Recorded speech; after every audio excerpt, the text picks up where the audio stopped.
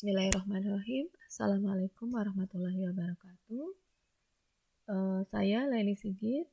Di sini akan menjelaskan materi tentang produksi, faktor-faktor produksi, teori perilaku produksi, konsep biaya produksi, dan peran pelaku ekonomi.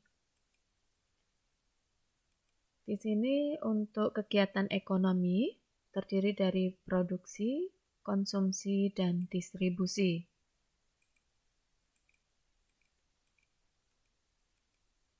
Nah, apa yang dinamakan dengan produksi?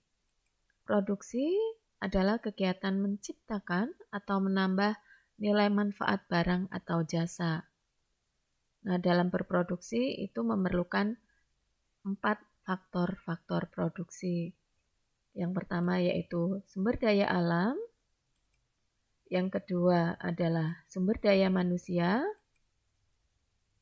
yang ketiga sumber daya modal atau faktor produksi modal, dan yang keempat adalah faktor produksi kewirausahaan.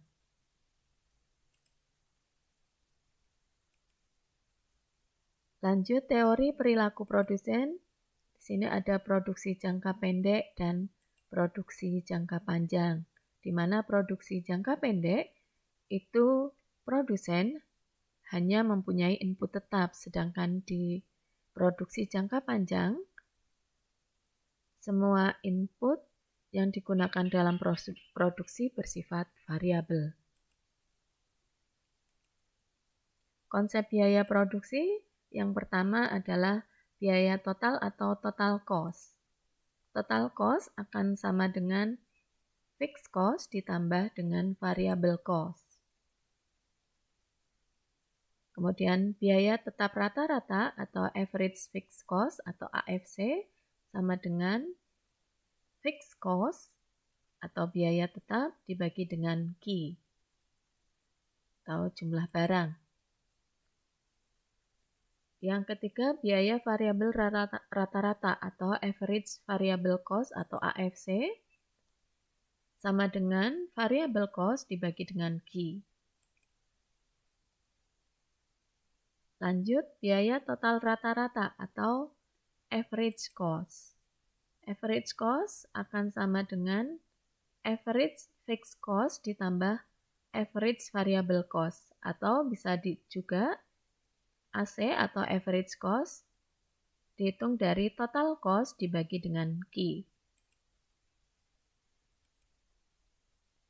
Selanjutnya, biaya marginal atau marginal cost sama dengan perubahan total cost dibagi dengan perubahan Q. Konsep penerimaan dan laba maksimum yaitu dari total revenue atau penerimaan total di mana TR sama dengan P kali Q, yaitu P price kali jumlah. Kemudian ada penerimaan rata-rata atau average revenue, yaitu dari total revenue dibagi dengan Q atau P kali Q dibagi dengan Q.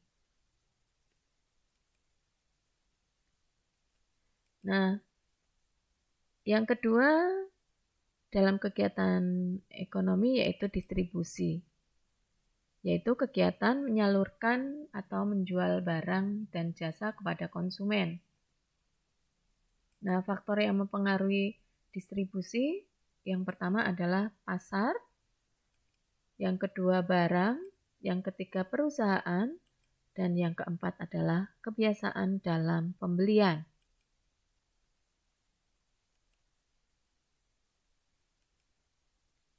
Kemudian mata rantai produksi. Ada yang produsen langsung ke konsumen, kemudian produsen lewat pengecer, kemudian konsumen. Ada produsen, pedagang besar, pengecer, kemudian konsumen. Produsen, agen, pengecer, dan konsumen. Dan dari produsen ke agen, pedagang besar, pengecer, dan konsumen. Sehingga ketika mata rantai produksi semakin panjang, maka harga barang semakin mahal sampai ke tingkat konsumen.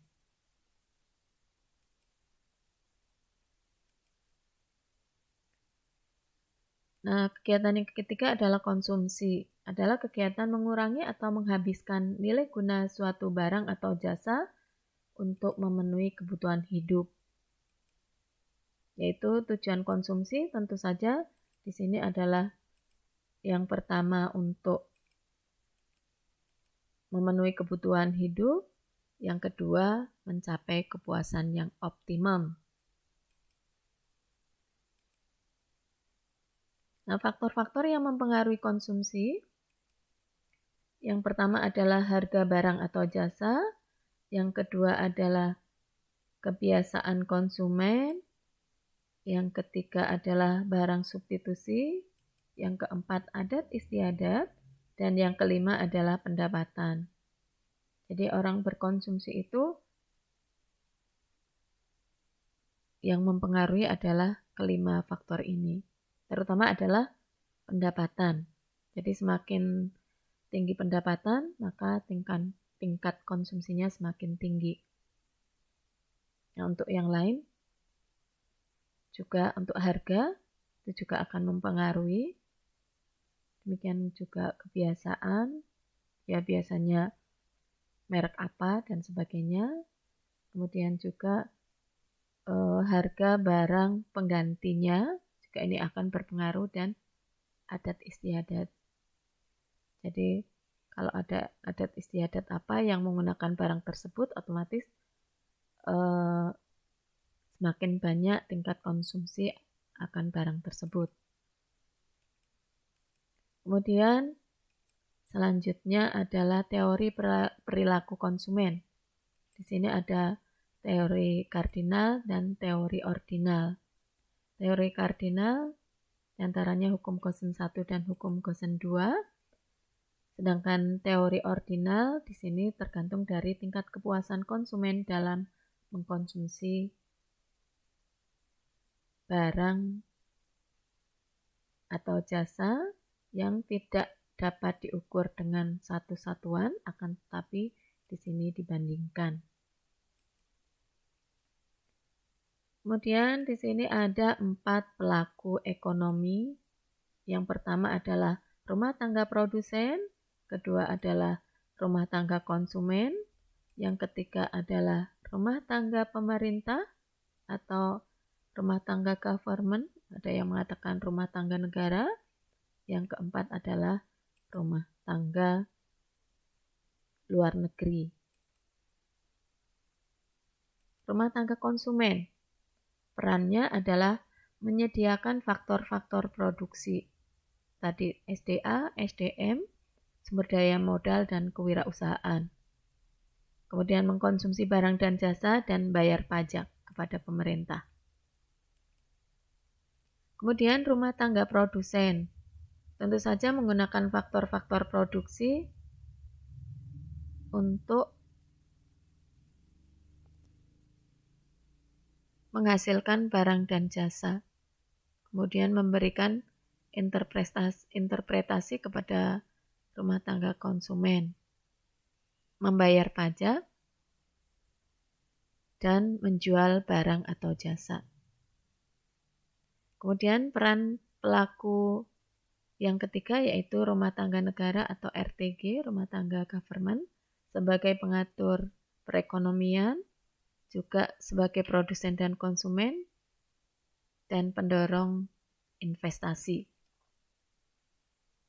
Kemudian masyarakat luar negeri sebagai eksportir ataupun importir barang dan jasa, ataupun faktor produksi, kemudian juga sebagai pendukung perekonomian negara.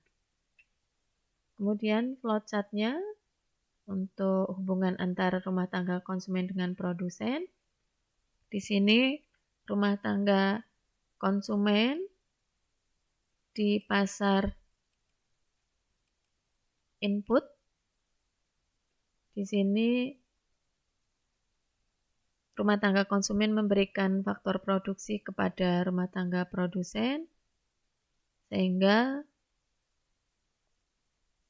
rumah tangga produsen di pasar output menghasilkan barang dan jasa.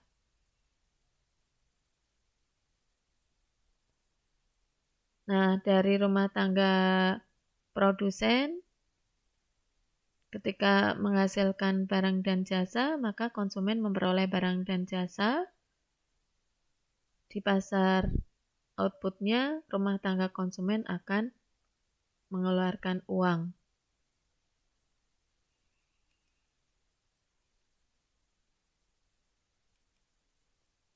Nah, di sini kegiatan ekonomi 3 sektor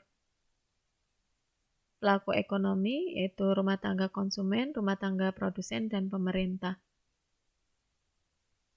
Intinya sama, untuk hubungan rumah tangga produsen dengan rumah tangga konsumen, kita lihat di pasar inputnya. Ketika di pasar input, maka otomatis rumah tangga konsumen memberikan faktor produksi. Dan faktor produksi ini nanti digunakan untuk memproduksi barang dan jasa. Sehingga nanti barang dan jasa ini dikembalikan lagi ke konsumen. Konsumen di pasar output ini akan memberikan uang kepada rumah tangga produsen sebagai balas jasa atas barang dan jasa yang diperoleh. Nah, di sini pemerintah ini sebagai penerima pajak dan pengatur kebijakan.